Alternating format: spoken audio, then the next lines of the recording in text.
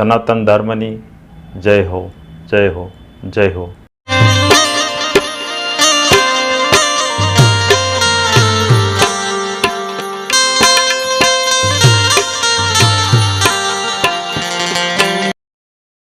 જય ગુરુ મહારાજ, જય ગુરુદેવ, જય સિયારામ. હું વૈદ્ય ચંદુભાઈ ચલાળિયા, મારો અનુભવ ચેનલ ભાવનગર. તો આજે રામદેવ પીરનો હેલો, દલ્લુ વાણીઓ, એને આ હેલો લખ્યો છે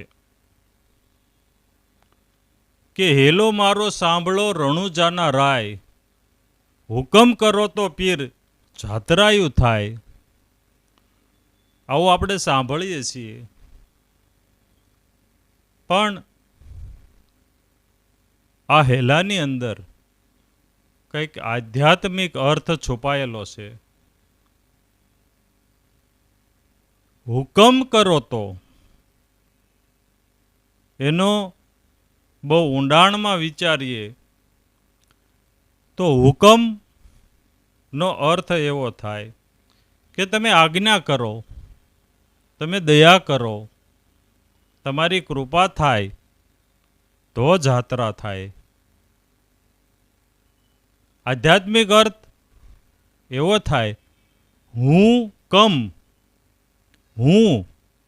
હુંને કમ કરો, હુંને કમ કરો તો જાત્રા થાય. અને જાત્રા એટલે કઈ કે અહીંથી હરિદ્વાર જઈએ, અહીંથી ગોકુળ જઈએ, મથુરા જઈએ, અયોધ્યા જઈએ, એ જાત્રા નહીં. ચાર ધામની જાત્રા, એ જાત્રા નહીં. પણ જીવ અને શિવની જે યાત્રા છે એ યાત્રા થાય. હું કમ થાય તો આપણો જે હું જે છે, કમ એટલે ઓછો, નાબૂદ, એમ હું કમ થાય તો યાત્રા થાય. આપણો હું કમ થાય જ નહીં તો યાત્રા થાય નહીં. જે છે એ જાત્રા આપણે કરીએ તો એમાં એવું કીધું કે ઊંચા ઊંચા ડુંગરાને વશમાં છે જોર. ઊંચા ઊંચા ડુંગરા અને વશમાં છે જોળ, મારી નાખ્યો વાણીઓને માલ લઈ ગયા ચોર.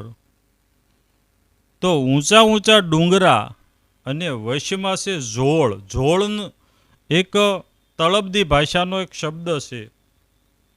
જોળ કોને કહેવાય? કે જોળ એટલે તમે બે જણા દોરડું સામસામે ખેંચી રાખો અને દોરી જે છે એકદમ સીધી રહે તો એને જોળ ન કહેવાય. પણ સહેજ તમે ઢીલી મૂકો એટલે વચ્ચે જે આમ રાઉન્ડ થાય, હેઠું નીચું નમતું, એને જોળ કહેવાય. તમે નદીમાં મોટા ભાગે જે બેઠા પુલ કર્યા હોય એમાં એવો આમ જોળ હોય, આને જોળ કહેવાય. તો આ યાત્રામાં, જીવ અને શિવની યાત્રામાં જો જોળ પડે, જોળ ન પડવો જોઈએ. યાત્રા લીધી, ગુરુ પાસેથી વચન લીધું, નામ લીધું, પછી એમાં જોળ ન પડવો જોઈએ. જોળ પડે તો મારી નાખ્યો વાણીઓને માલ લઈ ગયા ચોર. તો જોળ પડ્યો ત્યાં તો ત્યાંથી જે કાંઈ આપણે કર્યું હોય એ લૂંટાઈ જાય. એટલે જોળ ન પડવો જોઈએ. યાત્રામાં એક જ ગુરુ, એક જ મંત્ર, એમાં જોળ ન પડવો જોઈએ. ઘડીક આ ગુરુ, ઘડીક આ મંત્ર, ઘડીક આ વાડો, ઘડીક આ વાડો, જોળ ન પડવો જોઈએ. પછી મારી નાખ્યો વાણીઓ, માલ લઈ ગયા ચોર. પછી શું કર્યું કે ઊભી ઊભી અબળા કરે રે પુકાર, સોગઠે રમતા પીરને કાને ગયો અવાજ. તો ઊભી ઊભી અબળા, અબળા એટલે સુરતા, એક પુકાર કરે. અને ઊભી ઊભીનો અર્થ શું થાય કે એક સ્થિરતા, અડગતા. જો આવી અડગતા હોય, સ્થિરતા હોય અને જો પુકાર કરો તો રામદેવ પીર જરૂર સાંભળે. પછી રામદેવ પીરે કીધું કે ઊઠ ઊઠ અબળા, ધડ માથું જોડ, ત્રણે ભુવનમાંથી ગોતી લાવું ચોર, મારો હેલો સાંભળો. ઊઠ ઊઠ અબળા. રામદેવ પીર આવ્યા પછી એમ કે ઊઠ ઊઠ અબળા, ધડ માથું જોડ. વાણિયાનું માથું ધડથી જુદું કર્યું તું ચોરે. એટલે રામદેવ પીર આવ્યા અને કીધું કે ઊઠ ઊઠ અબળા, ધડ માથું જોડ, ત્રણેય ભુવનમાંથી ગોતી લાવું ચોર. હવે ધડ અને માથું, આ એક સૂક્ષ્મ વાત છે, સમજાય તો વંદન. આપણું જે ધડ છે એનીથી માથું આપણું અલગ જુદું પડી ગયું છે. ક્યારે જુદું પડ્યું છે? ક્યારથી પડ્યું છે જુદું? જ્યારથી આપણને અક્ષર જ્ઞાન મળ્યું છે. કક્કા બારખડીનું જ્યારે જ્ઞાન મળ્યું ત્યારે આ ધડથી માથું જુદું પડી ગયું છે. ધડ એટલે આત્મા, પરમાત્મા, અને માથું એટલે જીવ. જો રામદેવ પીર જેવા પરમ કૃપાળુ પરમાત્મા જેમ છે એમ સમજાય તો આજે માથું ધડથી અલગ થઈ ગયું છે, એ માથું પાછું જોડાઈ જાય, જીવ છે શિવમાં મળી જાય.